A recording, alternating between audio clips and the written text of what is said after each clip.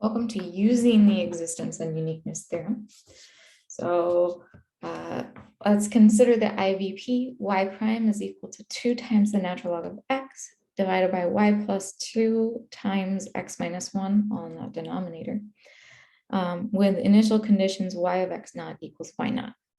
Our job is to figure out for what x naught, y naught are we guaranteed the existence of a solution. So essentially we're looking for where is f of xy equaling 2 times the natural log of x over y plus 2 times x minus 1 continuous. And we need continuity sort of around that point, right? So we know that we need x to be greater than 0, since we cannot have natural log of a negative number. We also need x not equal to 1, since we cannot divide by 0. So again, this came from, this comes from the natural log of x. This comes from y plus 2 times x minus 1 not being allowed to equal 0. So we get x cannot equal 1, and we get y cannot equal -2. So for our where is this continuous, for what initial conditions we have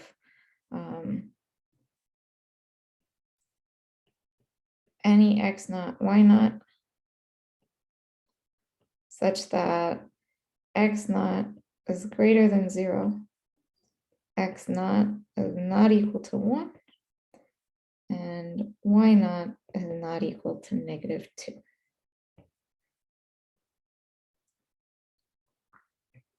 So this was for existence. For uniqueness, we also need to check that first partial with respect to y. So if we take the first partial with respect to y, so we're looking at where are f and first partial with respect to y continuous. So we already checked for f.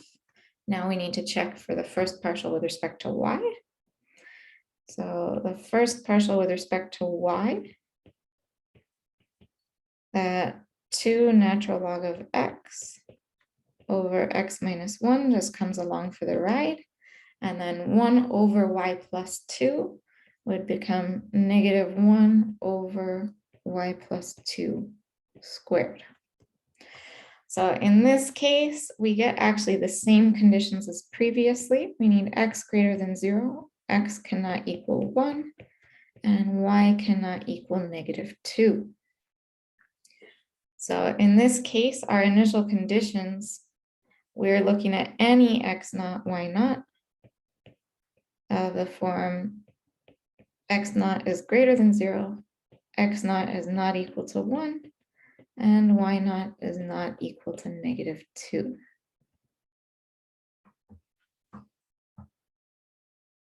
So this is a case where existence and uniqueness fall perfectly in line with each other. Now let's go ahead and look at this next IVP. So we have y prime is equal to, I didn't actually write out my initial conditions. Let's go ahead and do that. Y of x naught is equal to y naught. There we go. So we have y prime is equal to x times y minus 2 raised to the 1/3. Only the y minus 2 is being raised to the 1/3. And then our initial condition is y of x naught is equal to y naught.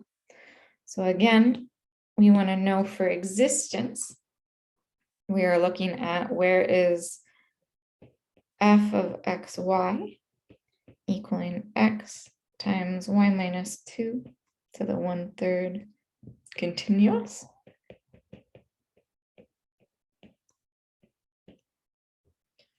So in this case, there is nothing that can make that function discontinuous. We can always take cubed roots and multiplication won't cause any problems. So this is continuous everywhere.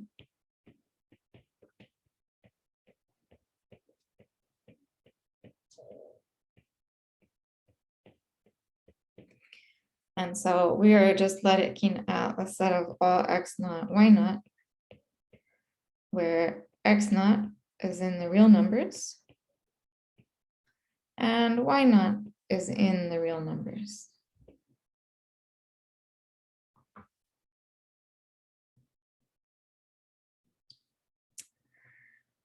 Now, if we look for uniqueness, we need f and fy to be continuous around our point. We already know f is continuous everywhere. So let's take that first partial with respect to y. So x comes along for the ride. Taking the derivative with respect to y, y will have 1/3 times y minus 2 to the negative 2/3. So this means that we have a x over 3 y minus 2 to the 2/3. And now we do have a place where we run into problems. Our denominator cannot equal 0. So we know that y minus 2 to the 2/3 cannot equal 0. So we get that y cannot equal 2. So for uniqueness, we need x naught, y naught. X naught can be anything in the real numbers, but y naught cannot equal 2. So in the case where y naught equals 2, a solution has to exist, but it is not necessarily unique.